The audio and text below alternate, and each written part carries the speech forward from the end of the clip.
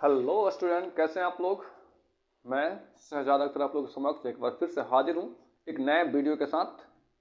तो आज हम लोग सीखेंगे कि गति के प्रथम नियम क्या होता है, और साथ ही साथ इससे बहुत ही इंटरेस्टिंग सवाल आता है और उसको भी जानेंगे। जैसे कि जब कोई यात्री बस में सफ़र कर रहा होता है और बस एकाएक रुकती है, तो यात्री आगे की तरफ क्यों झुक जाता है, या फिर अगर बस विरामावस्था में है मतलब रुका हुआ है तो और बस एकाएक गति करना प्रारंभ करती है तो यात्री पीछे की तरफ क्यों झुक जाता है। क्या रीजन होता है। हम किसी गद्दा पे डंडा मारते हैं तो फिर उस गद्दा से धूल वगैरह कैसे बाहर निकलने लगते हैं, या फिर अगर कोई वृक्ष को हम हिलाते हैं तो वृक्ष से सूखी पत्तियां नीचे क्यों आ जाती है, या फिर और भी बहुत सारे सवाल। जैसे कि मान लेते हैं कि अगर कोई यात्री चलते हुए ट्रेन से उतरता है तो ट्रेन की दिशा में दौड़ने क्यों लगता है, क्या रीजन है।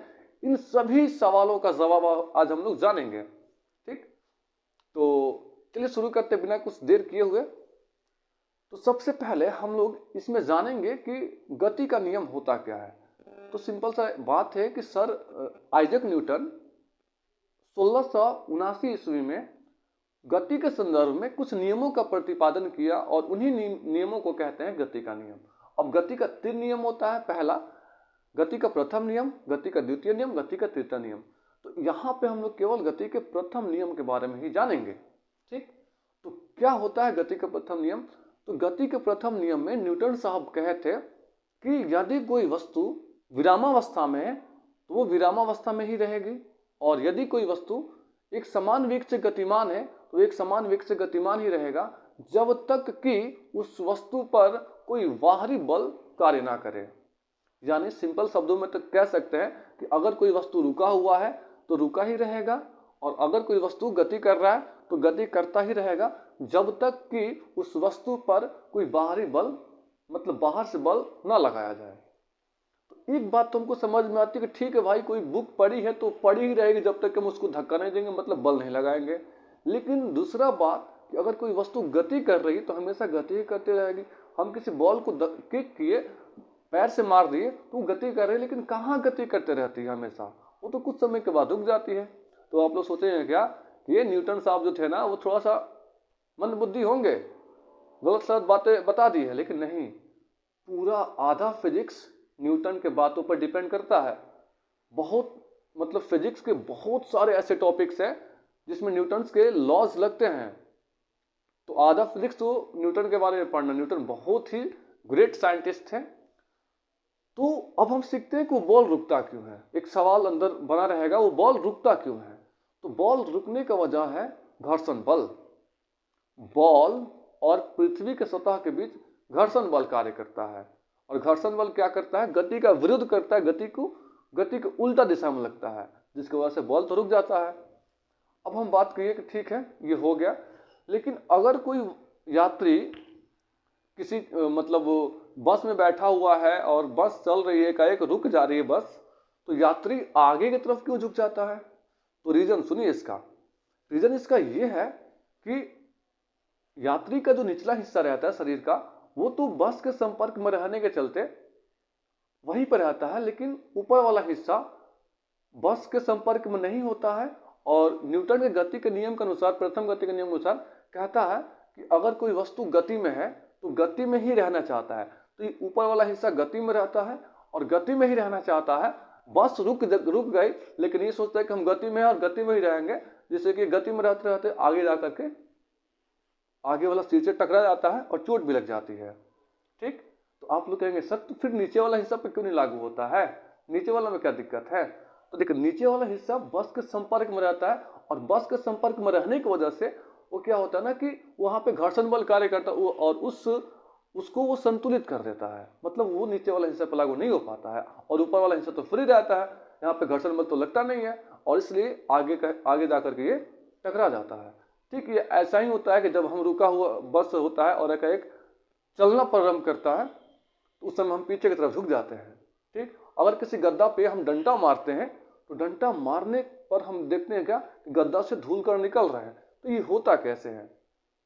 तो इसका रीजन है कि गद्दा पर जब हम डंडा मारते हैं तो गद्दा तो डंडा के बल से नीचे की तरफ गति कर जाता है, लेकिन उसमें जो धूल कण फंसे रहते हैं, वो धूल कण विरामावस्था में रहता है और सोचता है कि हम विरामावस्था में ही रहे, और वहीं पे रुक जाता है गद्दा नीचे और कण वहीं पे, इसलिए कण अब उड़ना शुरू हो जाते हैं।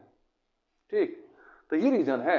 इसके अलावा मान लेते हैं कि हम अगर ट्रेन चल रही है, प्लेटफॉर्म पे आ गई, हम उतरना चाहते हैं, अभी गति में कर रहा है, तो हम गति में ट्रेन है तो हम ट्रेन पर से उतर के ट्रेन के दिशा की तरफ ही हम लोग दौड़ना शुरू कर देते हैं। अगर ऐसा नहीं करेंगे तो हम गिर जाते हैं, क्योंकि न्यूटन साहब कह दिए कि अगर आप गति में हैं तो गति में ही रहिए, नहीं तो फिर दिक्कत हो जाएगा। ठीक, यही रीजन है कि उनका नियम को पालन करने के लिए हम दौड़ते हैं, अगर ऐसा नहीं करेंगे तो गिर जाएंगे।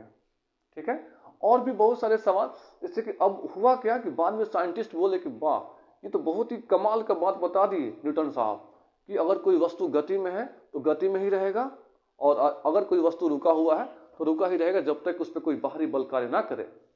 तो सोचे कि अच्छा, एक बार मतलब किसी वस्तु को गति कर दिया जाए और हमेशा के लिए गति में रहे, कितना मजा आएगा ना।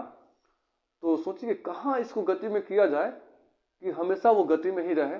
तो अगर किसी भी सतह पर हम किसी वस्तु को धक्का दे देंगे, चाहे सतह कितना हो प्लेन क्यों ना हो, वो रुक जाएगा, क्योंकि वहां पर भी घर्षण बल लगेगा, उस गति को रोक देगा। ठीक, तो लोग सोचे कि आखिर क्या चीज होगा, हवा में भी अगर कोई चीज गति कराते हैं तो हवा में भी घर्षण बल लगता है जी। ठीक, आप लोग पढ़े होंगे कि उल्का पिंड जब ऊपर से गिरता है ना, तो जमीन पे आने से पहले ही उस जल के भस्म हो जाता है, राख हो जाता है, क्योंकि हवा और उस उल्का पिंड के बीच में घर्षण होता है, जिससे कि ऊपर ही जल खत्म हो जाता है। ठीक, तो देखिए हवा में भी घर्षण होता है। तो साइंटिस्ट इस सब का सॉल्यूशन ढूंढ लिए बाद में, और हाइपरलूप ट्रेन का आविष्कार किए। आप लोग नेट पे सर्च कीजिएगा, यूट्यूब पर हाइपरलूप ट्रेन के बारे में पूरा अच्छा से आएगा।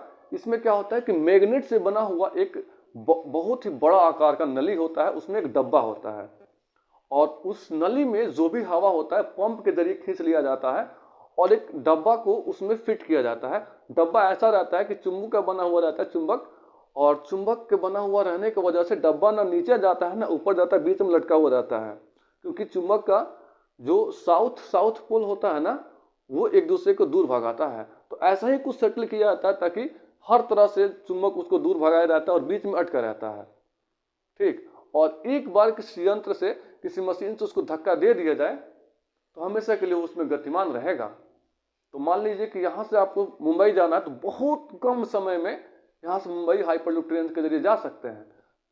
अपने इंडिया में इसका काम जारी है और बहुत ही जल्द में भी भविष्य में आने वाला है।